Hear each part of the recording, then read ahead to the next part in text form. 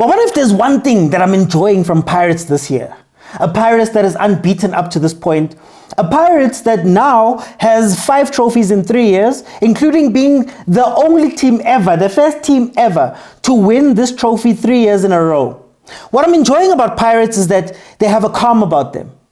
When they went 1-0 down to Stellenbosch, I wouldn't blame them for panicking. I wouldn't blame them for coming out and going, you know what guys, let's panic and try and win this game immediately. But they have this calm about them.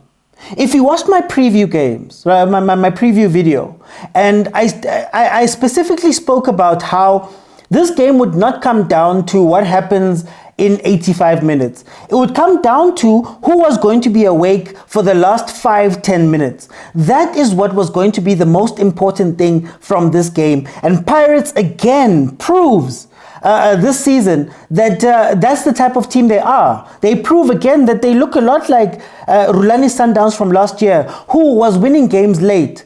They're not creating as much opportunities. At times they don't look very strong, but they're able to hang on and win games, which is incredible. And for people who are speaking about the ref, yes, there's questions about where they took that ball and all of that stuff. True. But this is exactly what Sundowns was doing last season, towards the end of last season. This is exactly how they were winning. And they were winning because if you make a mistake, whether it's a mistake of your own doing with your defense, whether you're not ready, whether you're not awake, whether the ref is playing into this thing, you will lose. The mistake that Stellenbosch made in this game was they played for extra time.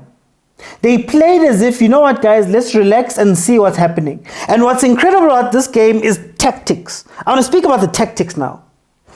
Orlando Pirates and Stellenbosch came into this game and they did things that they normally wouldn't do. They weren't used to some of the stuff they made, some of the changes they made in this game.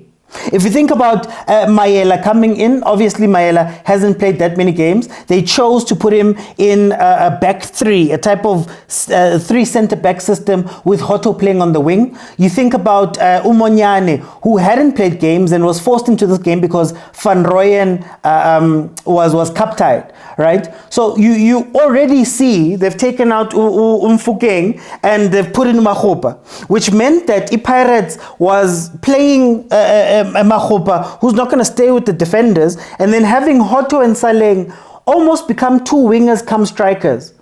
Then in the middle of the game, they decided to change Hoto and send him to the right-hand side because it felt as though they had a bit of fear on Munyane's part. Munyane man might not be fit enough for up to scratch. So they needed somebody to go and babysit him on that side. And the significance of doing that means that you have a whole bunch of players on the right-hand side, but Pirates is traditionally a team that plays very well on the left. So now they couldn't find their rhythm. Sorry to interrupt this video, but I need a little bit of your help. If you're watching this on YouTube, you can probably see my subscribe account. And if you can, I'd be very grateful if you would subscribe. That is actually the best way to support this channel because the bigger that number is, the better it looks to potential guests and other brands and companies that I will approach for sponsorship. It may seem like a very small thing to ask for, but it actually helps with all of this. Thank you very much. Let's get back to the video. Stellenbosch also did a couple of different things. Stellenbosch, I said in the preview video and I've been saying, play with a front 4. So usually they have De Jong, they have Titus, they have Barnes or Mojela as a front 4. And that front 4, what they do is when they attack you, they push your defense wide, they keep somebody busy, then De Jong becomes the playmaker. But this game, they chose to bring in Jabbar and play him a little bit more defensively and only have a front 3. And I think that confused the Stellenbosch players because where De Jong would get the ball in the middle and he'd have 3 options, in this game, he only had 2 wide options. And what that meant was that if Mbata and Makaula would just stay with De Jong, they take him out of the game, then their 2 centre-backs, or well, 3 centre-backs, they're free because they don't have the same pressure. And then Mojela and Titus are too far apart. The other nice thing that Pirates did in this game was they sort of relaxed and sat back a little bit. which meant that Stellenbosch didn't have the same space that they normally have. Couldn't transition as nice as they would. The moment they get the ball, they were forced to play long balls, and those long balls, it was easier for Pirates' defense to deal with. But what was so interesting was that then you started to see both coaches making panic substitutions. So you started seeing, fine, Makaula got injured, which brought in Umbata. We started to see Unduli was taken off and Adams was left inside with Butaka. We started seeing, Mujela was taken off and De Jong were taken off. And I think at times during that game, either team could have won it. So when Stellenbosch took off Unduli, in my mind, I was thinking, oh, that means Tito's going to come alive. That means Tito is going to have the type of space that he didn't have in the beginning because Adams is not as defensively sound. And that means that Butaka is somebody who's an attacking player. That meant that Stellenbosch was maybe trying to get back that front four. And they tried it in the second half when they pushed De Jong up into the front line, the 3, and Butaka would become the 10. But they're not used to playing that. But then when Pirates took off Makaula and brought in Dlamini, that also meant that there was now an opportunity for Stellenbosch to take advantage of Pirates, because Pirates now also didn't have a defensive, they weren't sound defensively, and that meant that if they were to go to the 4 attackers, the Stellenbosch, they could take advantage of defense. So towards the end of that game, let's say in the last 30 minutes, what was happening was that it now went from a very structured game where two teams were respecting each other and became ping pong. Now it became who we're going to attack each other. It's going to become a tennis match. And we're going to see who's more dangerous than who. And that presented an opportunity for Stellenbosch. But then what Stellenbosch did was they took out their most aggressive, most dangerous attacking players, counter-attacking players in Mujela and in De Jong. And they put on Barnes. They put on Barnes and Butaka came onto the pitch. But what that meant is that they went from a 1-3, where it's 1-10 with 3 players in front of them, to a 3-1. And when that 3-1 is played, and now Barnes gets the ball on the side, who is the central threat? Who is the person that's going to keep that defense on their toes? There wasn't one. So I feel the problem came when they decided that they wanted to sit back and not maybe sit back, they wanted to manage the game into extra time. They wanted to keep that less attacking structure into extra time and maybe try win it there. But that's where Pirates is the most dangerous. That's when you have to keep switched on. You have to not worry about the ref and not worry about the whistles and not worry about all that. You have to make sure that you are ready for anything, even if it means that instead of going 1-3 up front, you go 1-2 and you bring in an extra midfielder, an extra defender, just to hold structure. Pirates is very dangerous towards ends of games. They are very dangerous this season. And they've adopted that Mamelodi Sundowns attitude. And do you know that Mamelodi Sundowns was for a very long time unbeaten? And what is Pirates right now? Pirates is unbeaten. Pirates wins these games. This is what is making the difference for Pirates this season. And I know MTN8 is theirs. They do very well in MTN8 anyway. But the fact that that game became ping pong, the fact that they made their mistakes in making changes, the fact that Jose had to go back to a normal Pirates setup when Hoto went back to the left-hand side, they took out Maela, they brought in Umfukeng, and they were playing a more traditional game. They took out Mahupa. They were playing a more traditional game. The fact that they could win that game is very important. And I want to give credit to Pirates.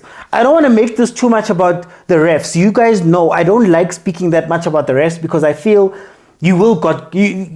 something will happen to every single team. Something will happen.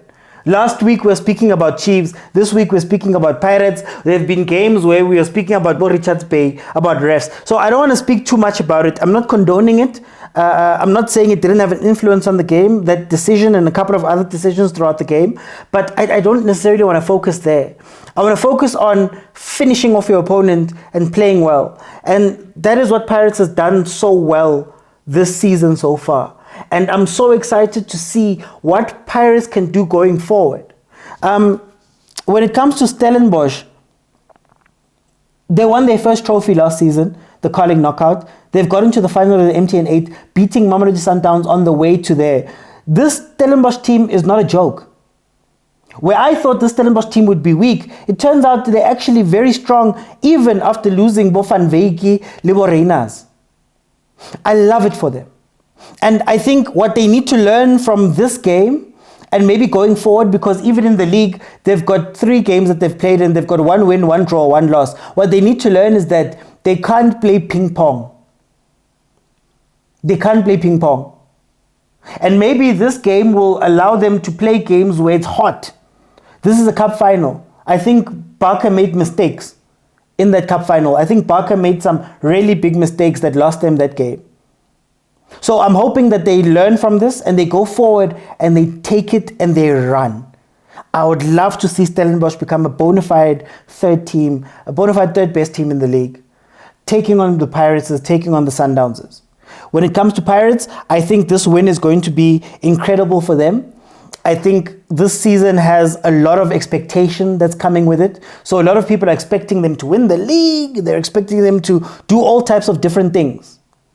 And I think that winning this MTN 8 will calm down the nerves. Winning this MTN 8 will give them, a little bit of fuel for them to go forward and do what they need to do. Now, will they win the league this season? I don't know. I don't know if they can win the league and win the MTN 8 and win the Nedbank and do well in Carling Knockout and do well at CAF. I don't think it's possible. They'd have to prove us wrong very deeply with that one. But I'm glad that Pirates has matured. I'm glad that Pirates, doesn't play one way. I'm glad that there's a patience. I'm even glad that they don't need Utito to be that strong. Utito wasn't that much of a factor in this game, but they still won. He hasn't been a factor for a couple of games, but they still won. The fact that Fukeng is on the bench in these games or hasn't been playing well in the past few games, and they're still winning, that is a very scary Orlando Pirates. It's so scary. And if they can take this cup form that they have and spit it into the league, I think it's going to be incredible. I've often said, for those who watch the show a lot, Orlando Pirates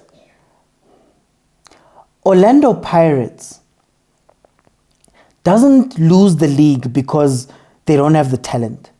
They don't lose the league because they were outplayed and outscored and, they lose the league because of this.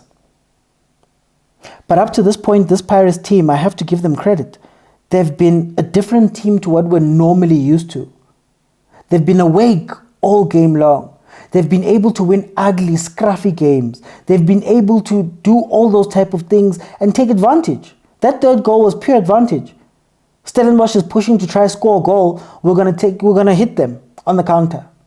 So, well done to Orlando Pirates. Well done to Jose Rivero. You can't deny. You can ask questions about the league and you can sometimes question his coaching, but when you win 5 trophies, you can't question anymore. Those questions have to go away. He's a very good coach with an extremely good team. This Pirates team is incredible. They just need to get the attitude and get their mentals right. And like I always say, the most dangerous team in the league is Pirates. They just lack consistency. Now they're finding a consistency and we should be scared. Well done, Mapagania. I know there's going to be a lot of celebrations tonight. Everybody will be happy. Unlucky Stellenbosch, but Orlando claims another trophy.